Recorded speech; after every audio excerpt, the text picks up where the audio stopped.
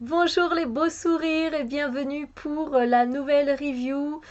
Il s'agit de la review de l'œil de lotus de Colette et Gérard Lougard.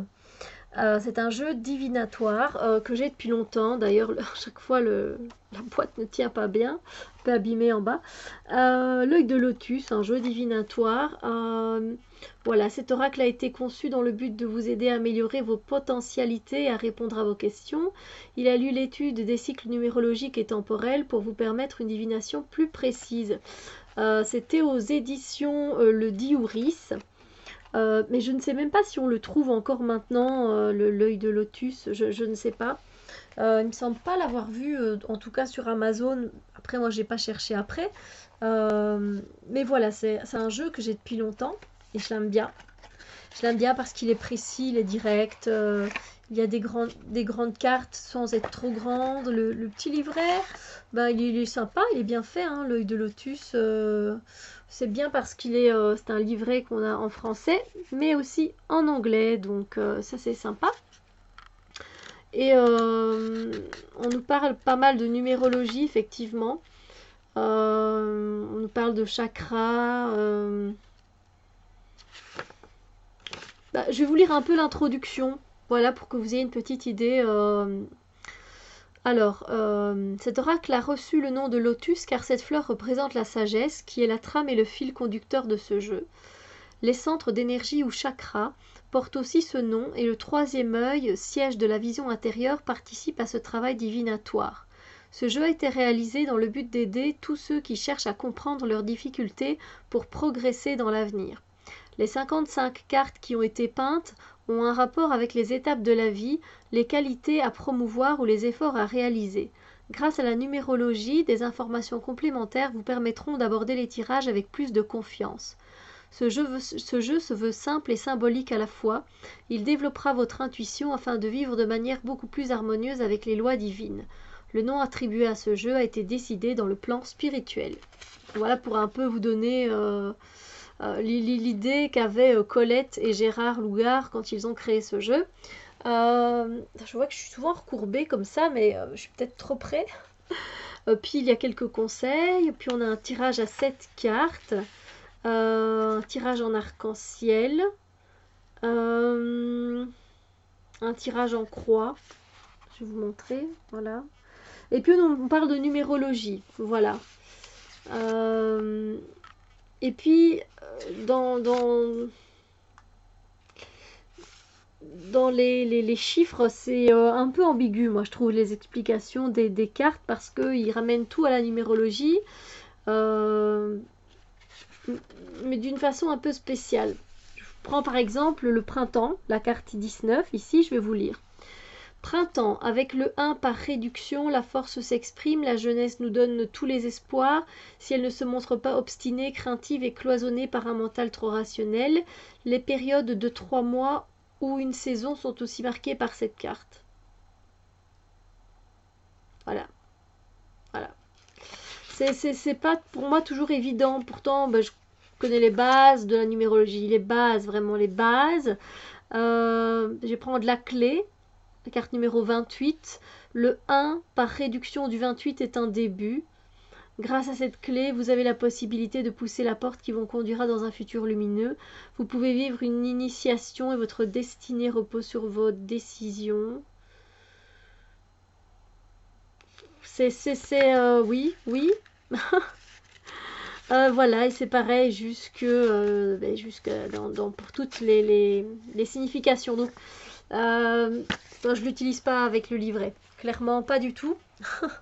Les cartes se tiennent super bien en main. Ouais, ça c'est génial. Voilà, on a un dos bleu ciel avec la fleur de l'œil de lotus, pardon, l'œil de lotus. Et donc voilà, je vais vous montrer, ce sont des peintures, hein, donc moi je trouve ça très beau, c'est un style un peu particulier. Donc voilà, voilà.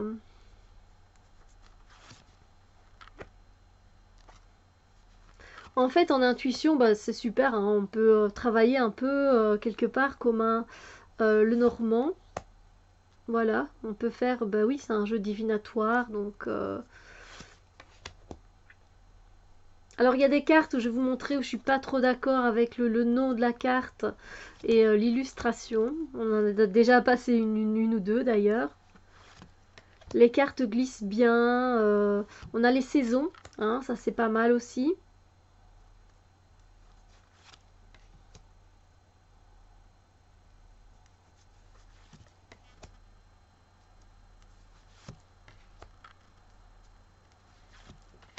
Ah, c'est un jeu que j'aime bien parce il est direct, il est précis, il donne les informations.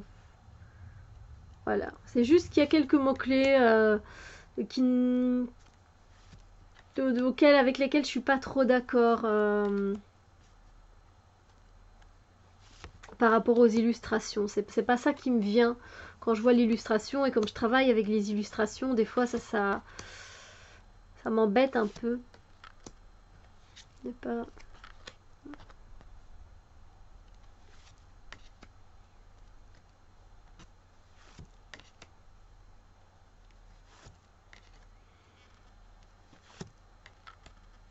Après, je sais pas, n'hésitez pas à partager ce que vous pensez, hein, vous, de ce jeu.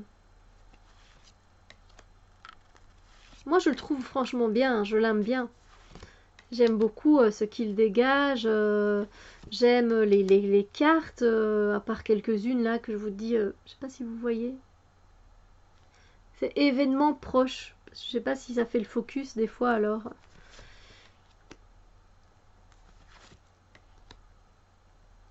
En plus, je trouve que c'est simple à comprendre. C'est pas un jeu où il y a 20 000 choses. Celle-là, je l'adore. J'adore vraiment trop. Avec le penseur de Rodin.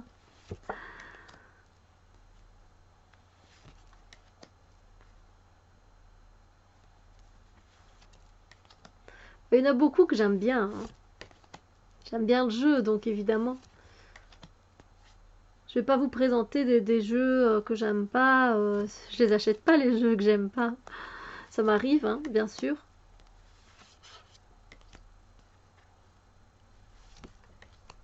Puis il y a une touche un peu ancienne comme ça dans ce jeu que j'aime bien. C'est pas, il n'y a pas de côté hollywoodien comme on retrouve maintenant dans certains jeux ou de photomontage, collage. Non, c'est vraiment quelque chose d'assez authentique finalement et c'est ça qui est sympa. Ah oui, ça c'est la carte de présentation, je la mets toujours à l'arrière. Alors je vais vous montrer les cartes avec lesquelles je suis pas d'accord au niveau des mots-clés. Bon, l'envoûtement, oui et non. Bon, l'envoûtement, quand je vois directement ça, bon, moi je parle plutôt de blocage, on est freiné, voilà, on a une porte barricadée, ça va pas être facile à traverser, on est un peu prisonnier pour le moment, on arrive dans un cul-de-sac avec une porte barrée, donc voilà. Et du coup, l'envoûtement, non, voilà. Euh, les ennuis, au début, j'ai eu un peu de mal. Et puis après, je me suis dit effectivement, le fruit se fait quand même bien grignoter, donc on parle quand même peut-être bien d'ennui. Alors la mort, là non plus, je suis pas trop d'accord, ok. Il y a le temps qui passe, mais ça peut être aussi une carte assez spirituelle, mais pas spécialement la mort. Donc voilà. Euh, mhm. Il n'y en a pas beaucoup, hein. Là, ici, par exemple, moi, je ne ressens pas la tristesse dans cette carte-là, c'est plutôt la sagesse. C'est vraiment ce que m'évoque le hibou, la nuit, enfin la chouette, c'est un animal nocturne qui emprunte d'une vision intérieure, donc je ne pense pas du tout au mot tristesse.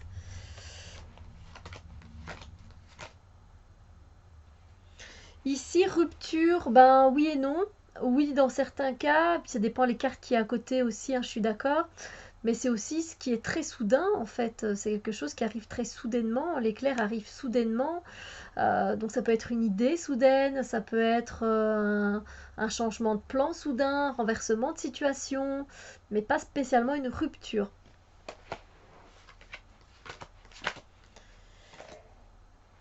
Le karma, oui et non.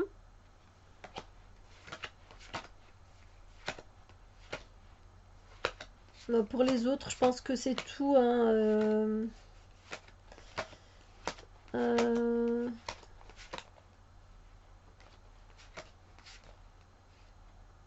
Oui, alors je pense que j'avais eu du mal avec ça. L'abondance, là non plus, j'ai un peu de mal avec l'ange qui est là, avec un livre. Je sais pas, j'ai toujours essayé de regarder ce qui pouvait être écrit. Comme une Bible peut-être. Et on nous parle d'abondance, et on a un cristal derrière lui, enfin ici en bas. Ouais, moi je vois plutôt de la protection. Donc j'ai un peu de mal aussi avec cette carte-là. Pourtant, alors là aussi, comme c'est pas indiqué, la protection a été un peu dure à intégrer. Au début, je me suis dit c'est de l'eau bénite, c'est du sel, des clous. Donc oui, il y a un aspect de protection, mais voilà, un peu spécial. Je pense que c'est tout. Voilà. Je pense que c'est tout. Et dans les images enfin, ce que j'aime bien, j'aime beaucoup la lune. Même si c'est la Terre qui a l'impression qu'on est plus centré sur la Terre que la Lune, mais j'aime bien les phases de la Lune. J'aime bien cette carte-là. J'aime bien la carte du commerce. Je trouve que c'est vraiment comme les épiceries anciennes d'avant, et c'est un côté que j'aime bien ancien. J'aime bien la carte de l'amour avec les roses. Je trouve ça magnifique.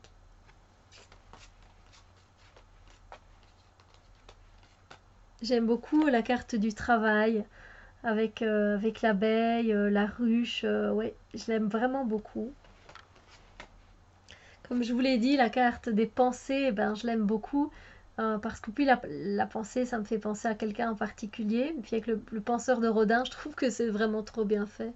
Enfin, je crois que c'est le penseur de Rodin. Oui, c'est le penseur de Rodin. La sagesse, je trouve que c'est tout à fait adéquat. Et ça me plaît plutôt bien. J'aime bien la guérison. En plus, elle est un peu plus colorée que les autres, hein, donc voilà. Euh,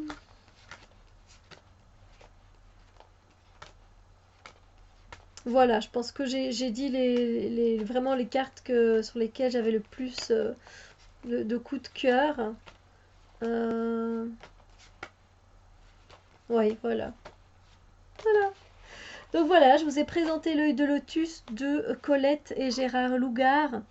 Si c'est un jeu qui vous tente, j'espère que vous pouvez peut-être le trouver. En plus, vous, les personnes qui sont de France, vous aurez peut-être de la chance à le trouver sur leboncoin.fr. Vous avez, voilà, il y a souvent plein de personnes qui revendent leurs oracles, etc. Après, je sais pas, peut-être qu'on peut le retrouver sur Amazon, je sais pas du tout. Donc voilà, je sais pas. En tout cas, moi, je vous souhaite une très belle journée, hein. Que tout se passe bien pour vous. On se retrouve très bientôt pour d'autres vidéos. Passez une belle journée et on se retrouve bientôt. Bisous lumière!